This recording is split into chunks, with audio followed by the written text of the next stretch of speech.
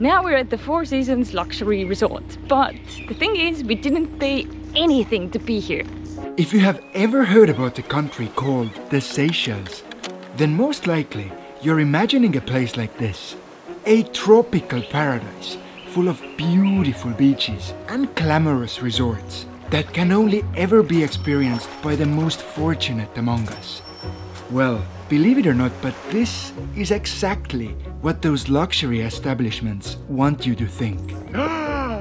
They literally spend millions on marketing each year to maintain this reputation. But why, you may ask? Well, of course, so that more and more people would want to spend their hard-earned savings on a few weeks of holiday in one of those hotels.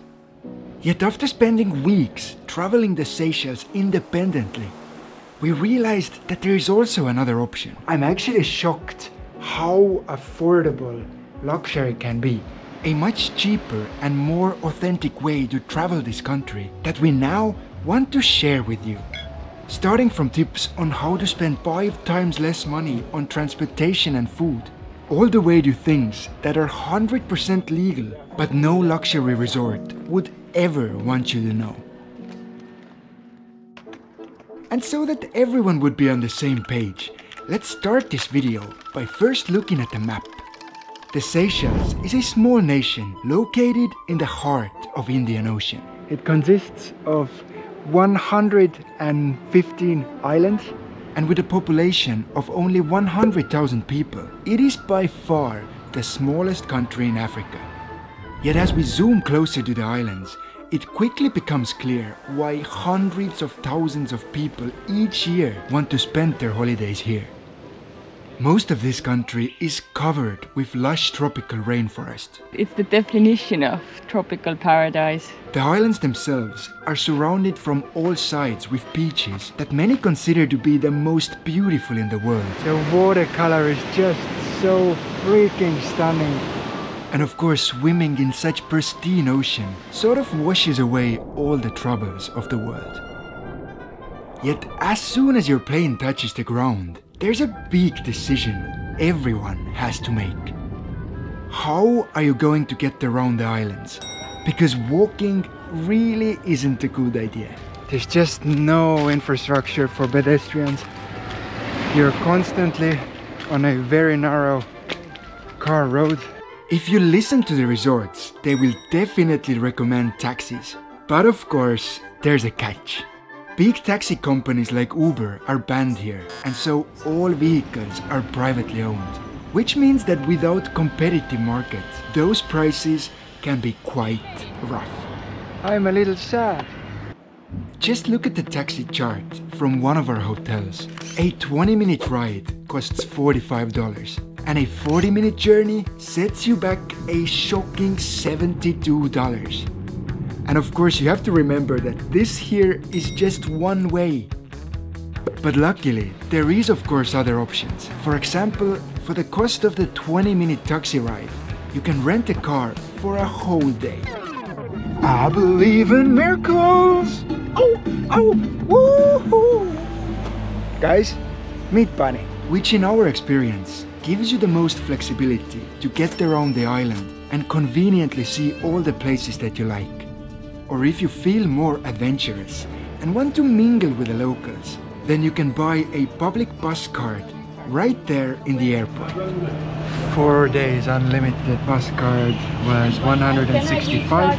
This translates into $12 or about $3 a day for unlimited bus rides. But remember, although the bus network is efficient and covers the whole island, then during certain times of the day, it is definitely not the most comfortable option. Well, the difference between paying $3 or $150 a day for transportation is clearly huge.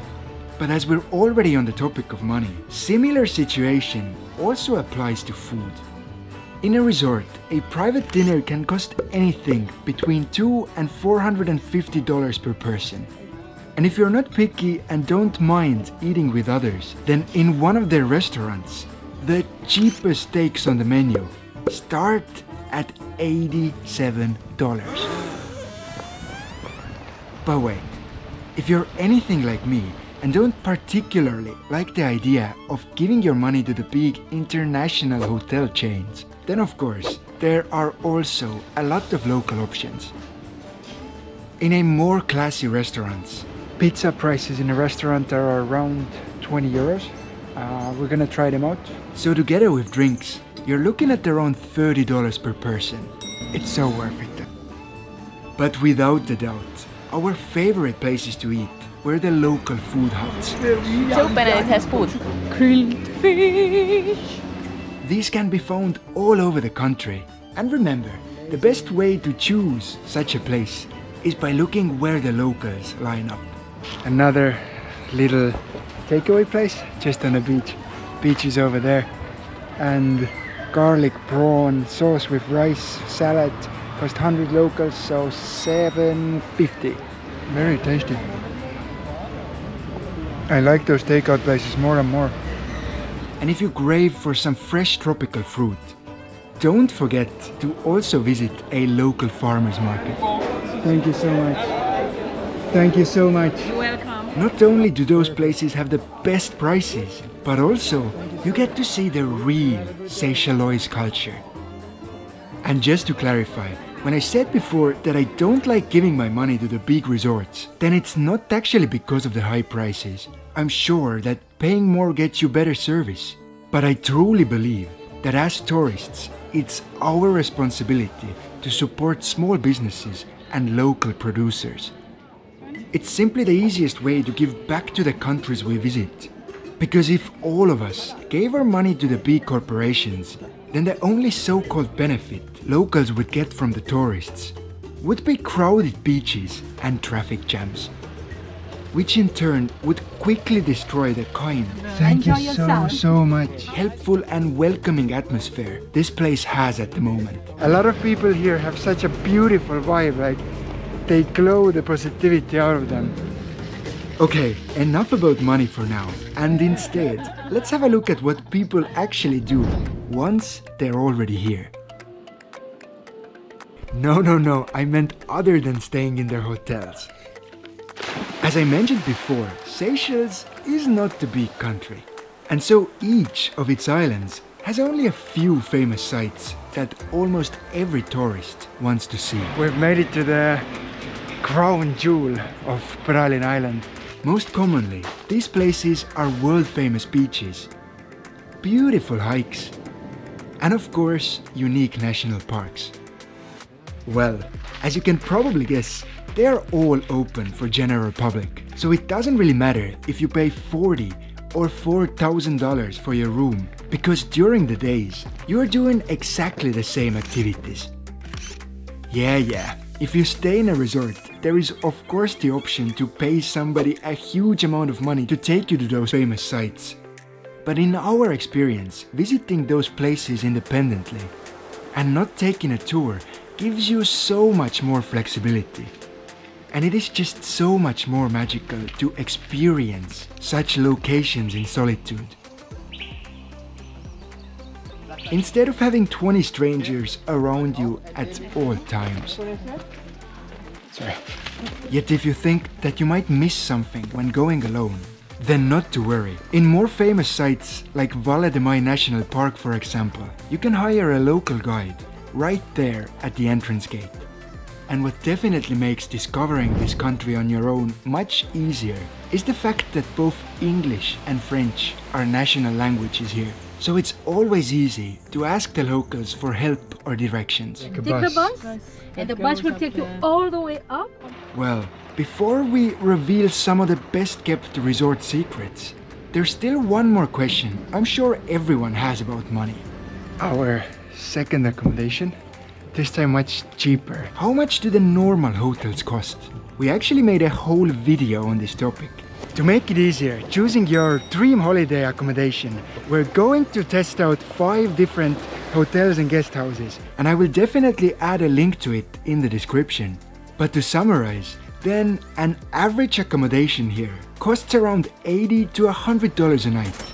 And most commonly, these places are locally run B&Bs with around 2 to 5 rooms. Hi, how are you? Pretty good, how are you? Are you okay? The people who run those places tend to have the best recommendations about places to see around your accommodation. And of course, if you don't want to make the same mistakes as we did. Turns out geckos are not the only pet that this room comes with. Then when booking a place, I would focus more on the reviews and less on the price itself. Because one of our favorite hotels literally cost $45 a night. To be honest, I didn't expect this place to be this nice as well, although it was like half the price of the previous place. And if you're willing to choose places without a famous name, then for about $200 a night, you can already get a place that is definitely considered luxury. I'm actually shocked how affordable luxury can be.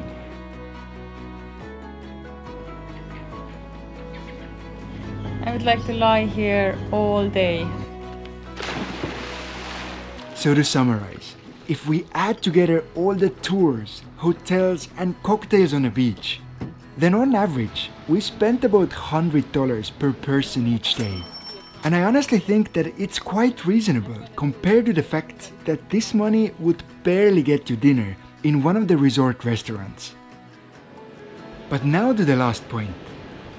It's quite obvious that when you're booking a room in a resort, you're missing out on the local experience. But many people still do it because usually, in return, they have a calm and privately owned beach away from all the hustle and bustle of the local life, where they get to spend their days laying on the beach. Yet in the Seychelles, it doesn't quite work like this. Now we're at the Four Seasons Luxury Resort, but the thing is, we didn't pay anything to be here. So in the Seychelles, there's a very beautiful and rightful law. All the beaches are public property, so private resorts here cannot own beaches, even if they're very beautiful and even if they build all around it. And here, all around us, you can see how luxury accommodation looks like in the Seychelles. The whole mountainside is just full of beautiful small villas. And as you can see, beach is open for everybody. But 10 meters from the water, you can always see where the resort property begins. And if you want to cross this line, it's gonna cost you a minimum of 1,500 euros, 1,500 euros a night minimum. If you want a little bit bigger and more luxurious place, 10,000 a night. But for me, this small rope represents so much more than just a wealth cap. It's a line where local culture ends and a strange, artificial reality begins. And although I understand that most of us have different traveling styles, then I'm pretty sure that we all agree on the fact that visiting a new country should be about so much more than just laying on the beach. It's about experiencing, learning, and sharing. And if we do it mindfully and responsibly, thank you, brother. You're welcome. Then I'm pretty sure that even years from now, there will still be places that instead of turning into hostile tourist traps. This little fruit stand behind us is the only place where people have tried to scam us. Will retain their kind and welcoming attitude towards every visitor. A lot of people here have such a beautiful vibe, like kind lady called Annabelle just picked us up from the bus station. The lady who runs the place came by and said we can have a banana fritter. Friends, I hope this video taught you something new about this country. And if you're planning a trip here yourself, make sure to check the description of this video. Over there you can find a link to our Seychelles travel guide, which covers all the topics of this video more deeply and of course much more, so that your holiday here would be as easy and memorable as possible. Thank you for watching, and bye.